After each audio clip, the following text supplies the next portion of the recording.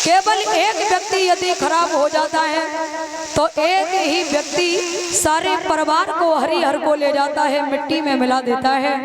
केवल एक व्यक्ति खराब हो जाता है। शायद यदि एक व्यक्ति शराबी हो जाए, पौआ कितने रुपए का होता है महाराज? 70 रुपए का होता है कि नहीं? और वही 70 रुपए का पौआ लाठी पड़वाए और वही 70 रुपए का जेल कटवाए और वही 70 रुपए का पौआ, सिर्फ रुपए 70 है लेकिन कारनामा अलग अलग है। क्यों? पैसे केवल 70 ही है, लेकिन पानी की बूंद जब आसमान से गिरती है तो साफ और स्वच्छ होती है।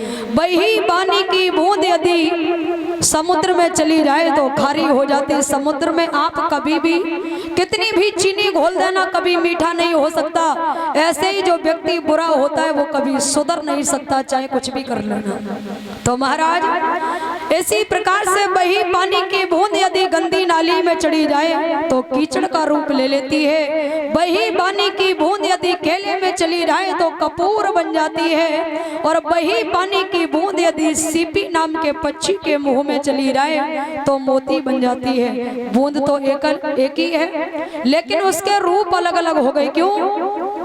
रूप क्यों अलग हो गए? संगति से। इसी प्रकार से हमारे जीवन में जब संगति गलत हो जाती है तो घर का सत्यानाश हो जाता है। इसी प्रकार से एक ही व्यक्ति, माता पिता जो बच्चे होते हैं वही माता पिता को नीचा दिखाते हैं। क्यों? यदि एक बच्चा घर में गलत हो जाता तो पूरे घर को जेल कटवा दे कहो तो। सिर्फ संगति का हमारे जीवन में बहुत बड़ा असर पड़ता है। और जो समझदार व्यक्ति होता है वो अपनी अच्छाई के कारण बुरे व्यक्ति के मुंह से नहीं लगना चाहता है। तो बुरे व्यक्ति को क्या लगता है, ये हमसे डर रहा है, हमसे डर गया इसलिए हमारे सामने नहीं आ रहा है। अरे कोई किसी से नहीं डरता। क्यों? सभी अपनी कमाई खाते हैं, अपना दिया हुआ खाते, किसी के बाप का नहीं खाते, किसी से कोई नहीं डरता। लेकिन भला व्यक्ति अपनी अच्छाई के कारण झुक जाता है तो बुरे व्यक्ति को ये लगता है ये हमसे डर गया इसलिए हमारे सामने नहीं आ रहा। और बुरा व्यक्ति क्या करता है, उस अच्छे व्यक्ति की अच्छाई का फायदा उठा करके बार बार उस पर हमला करता है। क्यों? कि ये हमसे कुछ कहेगा नहीं। क्योंकि मूर्ख से यदि कहोगे कि हम तेरे एक झापड़ लगाएंगे तो वो बदले में कहेगा हम तेरे 2 लगाएंगे। क्यों? जब किसी को पुलिस का डर खत्म हो जाए, समाज का डर खत्म हो जाए, घर परिवार का डर खत्म हो जाए तो वो व्यक्ति वही करता है जो उसे ठीक लगता है।